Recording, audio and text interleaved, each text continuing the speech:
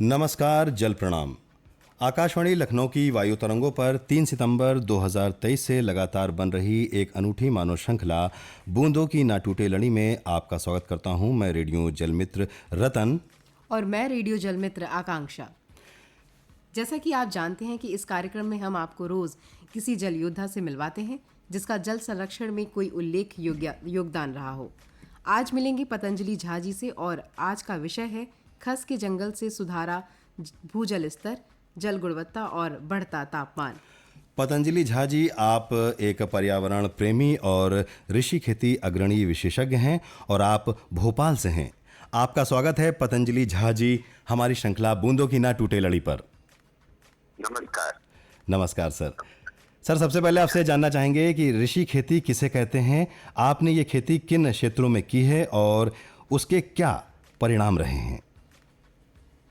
जी हाँ, तो मध्य प्रदेश में नर्मदा जी के किनारे खलघाट का इलाका है जी, जहाँ 25 वर्ष पहले हमने ये बिना जुताई की खेती और बिना किसी फर्टिलाइजर, केमिकल फर्टिलाइजर नहीं, कोई पेस्टिसाइड नहीं, कोई जहर नहीं जी, और इसकी खेती शुरू की। खास उसमें खस की घास है जो हिंदुस्तान की घास है, जी, भारतवर्ष की घास है, ये पूरी दुनिया में गई और ये पेरेनियल घास है, 100 वर्षों तक जिंदा रहती है। एक लेयर के तौर पर इस पूरे जंगल में हमने खस को अपनाया जी, और इसके आशातीत परिणाम मिले। जी, जैसा आपने कहा कि पानी की गुणवत्ता और पानी की मिकदार दोनों को बढ़ाना, तो पिछले 3 साल पहले जब मैं मुंबई में पोस्टेड था तो राणा फाउंडेशन, ज्यादातर इसमें बॉम्बे IIT के लोग हैं जो नासिक जिले में कार्यरत हैं, उनको इसके बारे में मैंने बताया। जी, एक कुआं था जो उन्होंने खोदा था जो अप्रैल महीने में सूख जाता था। तो वहाँ मेरे बताए हुए अनुसार उन्होंने खस की घास को लगाया 1 साल के अंदर। जी, उस कुएं में अगले साल 9 फीट पानी जुलाई महीने में था। जी, तस्वीर मेरे पास है जो मैंने भेजी है। जी, जी, जी, तो इसी तरह एक जो जहाँ टेम्परेचर है, जो क्लाइमेट इमरजेंसी है, तो बोकारो स्टील सिटी में एक सज्जन टेंडे जी हमने वहाँ उनको मैंने खस की घास भेजी और उन्होंने तापमान नापा। जहाँ खस की घास थी 1 साल पुरानी महज, खस की घास लगी थी और बाहर मिट्टी की तापमान में 9 डिग्री का फर्क था। जी, तो आप सबके छोटे एक्सपेरिमेंट क्या बता रहे हैं कि जी, रिचार्ज ग्राउंड वाटर होता है, भूजल स्तर में सुधार होता है, पानी की गुणवत्ता में सुधार होता है। तो इसको हम अगर बड़े स्केल पर और हमने किया और पाया कि और देखा भी, इंडोनेशिया में एक नदी है जी, जो विश्व की सबसे गंदी नदी में है, सबसे प्रदूषित नदी, सीतारोम रिवर।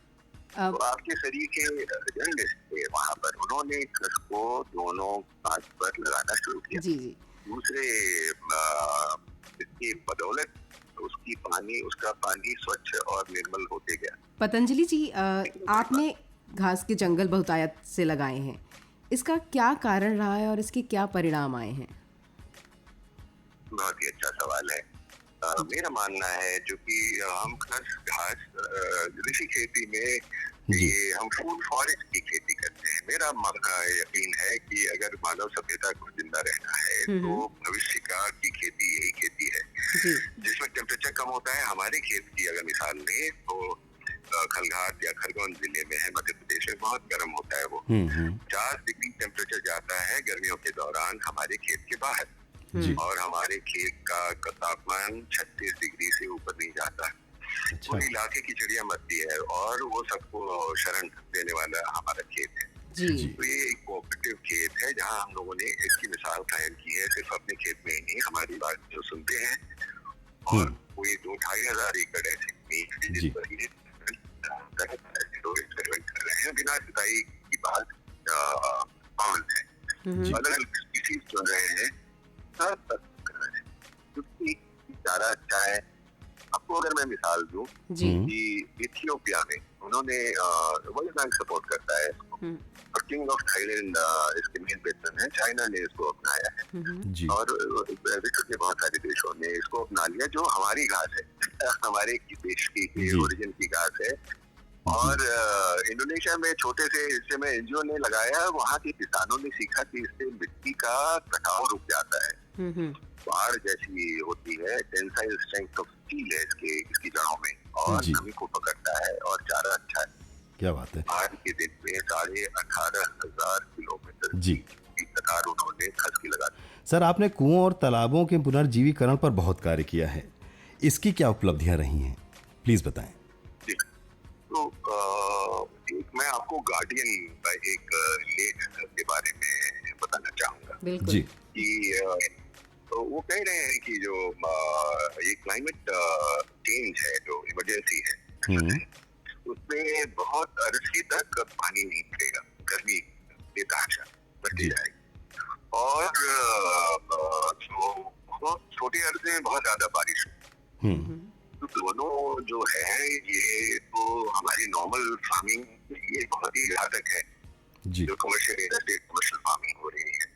तो लेकिन जंगल एक ऐसी चीज है जहाँ पर ये क्लाइमेट चेंज को ये बर्दाश्त ही नहीं, बहुत मुकाबला ही नहीं, जो वो समझिए कि 4 दिन, जैसे मैं अपने केस में हमारी मिसेज है, उनकी एंसेस्ट्रल जमीन बिहार में है, तो आमफान आया, आमफान हर एक साल अब ऐसा मौका आता है, तो 4 दिन इतनी बारिश होती है, हीट क्लाउड बर्स्ट होता है, और अनप्रेसिडेंटेड पानी आता है, तो वो पानी जमा हुआ, उसके खेत में जुताई थी, तो उसमें पानी अंदर नहीं गया। हमारे खेत में जुताई भी नहीं थी और खस की घास भी थी, जी। सारा का सारा पानी 48 घंटे के अंदर में जी। धरती के अंदर गया।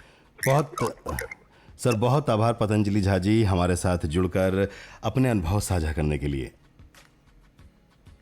बहुत बहुत धन्यवाद जी। श्रोताओं, ये थे पतंजलि झा जी।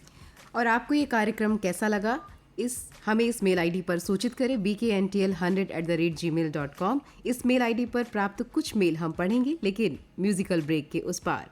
फिलहाल मैं रेडियो जलमित्र आकांक्षा और मैं रेडियो जलमित्र रतन BKNTL की इस ह्यूमन चेन से आपसे विदा लेते हैं। कल मिलते हैं एक नए जल योद्धा के साथ।